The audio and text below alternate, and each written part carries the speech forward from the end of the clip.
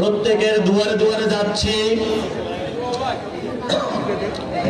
সংস্কার, বিচার এবং নতুন সংবিধানের দাবিতে।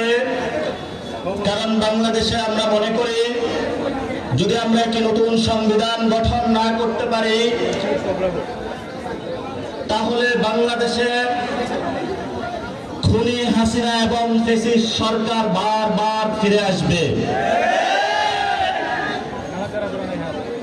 আমরা মুক্তিযুদ্ধ যে হয়েছিল আমাদের, সেখানে যে তিনটি শব্দ ছিল সাম্য, মানবিক মর্যাদা এবং ন্যায় বিচার, এই তিনটি শব্দকে আমাদের 72 সালে আওয়ামী লীগ একদলীয়ভাবে তিনটি শব্দকে বাদ দিয়ে তাদের পরিবার ভিত্তিক, তাদের দলীয় ভিত্তিক একটি সংবিধান বানিয়েছিল এবং এই সংবিধানে ভারতীয় এজেন্ডা বাস্তবায়নে তারা গত 50 বছর ধরে বাংলাদেশের মুসলমানদেরকে নিপীড়ন করেছে, আলেম সমাজদেরকে জঙ্গি তকমা দিয়েছিল, আমাদের নারীদের উপর অত্যাচার চালিয়েছে তারা, আমাদের পাহাড়ি ভাইদের উপর অত্যাচার চালিয়েছিল, বাঙালি জাতীয়তাবাদের মধ্য দিয়ে বাংলাদেশে তারা বিভেদের রাজনীতিতে ছেড়ে দিয়েছিল।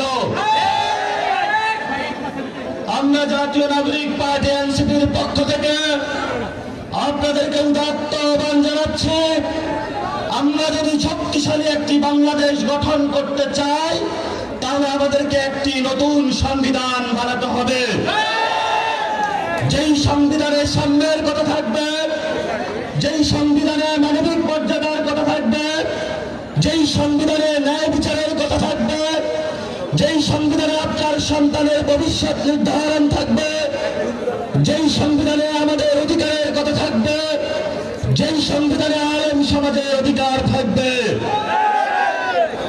আমাদের অসংখ্য ভাইকে শহীদ করা হয়েছে, তারা বিডিআর হত্যাকাণ্ড ঘটিয়েছিল, তারা শাপলার ম্যাসাকার ঘটিয়েছিল, তারা বিএনপির অসংখ্য নেতা কর্মীর হত্যাকাণ্ড তারা ঘটিয়েছিল, জামাতের অসংখ্য নেতা কর্মীকে তারা গুম করেছিল। এই সকল হত্যাকাণ্ডের আমরা বিচার চাই।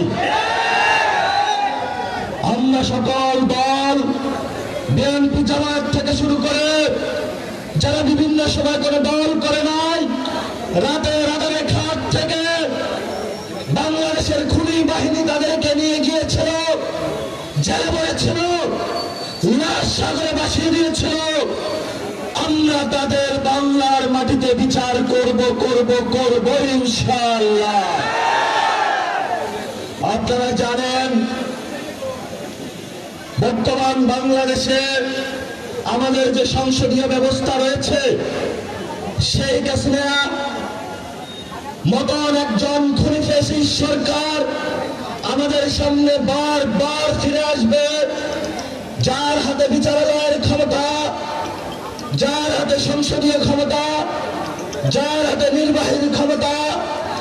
এই জন্য আমরা পাওয়ার ব্যালেন্সের চেক করার জন্য পিয়ার পদ্ধতিতে উচ্চ কক্ষের নির্বাচন চেয়েছি, কিন্তু যারা ফ্যাসিস্ট ক্ষমতার কাঠামোতে থাকতে চায় তারা এই বিষয়ে জনগণকে ধোঁকা দেওয়ার চেষ্টা করছে।